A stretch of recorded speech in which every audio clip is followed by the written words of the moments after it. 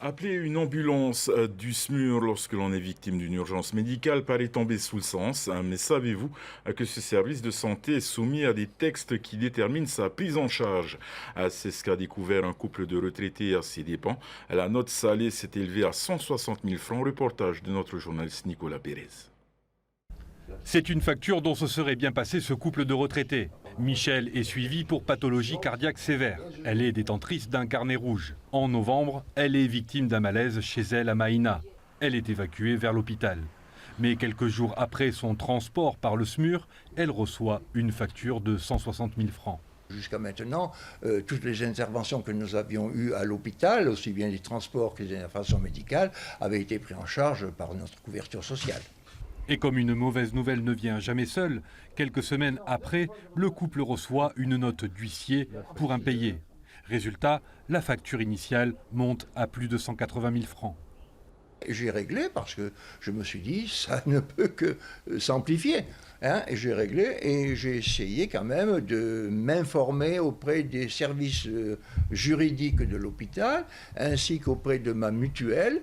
Et pour l'instant, c'est en cours, mais le service juridique de l'hôpital m'a dit c'est comme ça. Il y a 4 cas de figure où les transports sanitaires sont pris en charge par la CPS.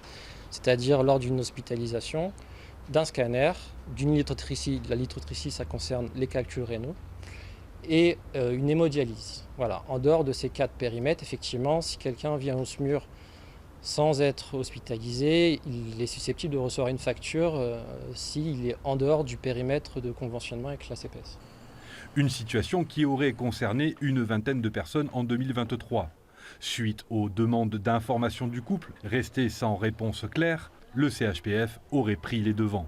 Suite à diverses réclamations, nous avons été amenés du coup à alerter notre tutelle sur la problématique de prise en charge des transports sanitaires en urgence. Aujourd'hui, Michel et son mari restent dans l'expectative si une telle urgence venait à se reproduire. Non, mais j'appellerai plus d'ambulance. J'appellerai plus d'ambulance. C'est parce que je trouve que c'est... Oui, non, je n'appellerai plus d'ambulance, ça c'est sûr. Une situation qui s'est d'ailleurs produite il y a peu. Victime de fortes douleurs au ventre, Michel va jusqu'à l'hôpital. Mais cette fois-ci, conduite par son mari. Donc j'ai pris la décision de l'amener par mon propre moyen, mon propre véhicule, et évidemment avec les risques et périls que peut avoir un transport d'urgence dans un véhicule banalisé, en quelque sorte.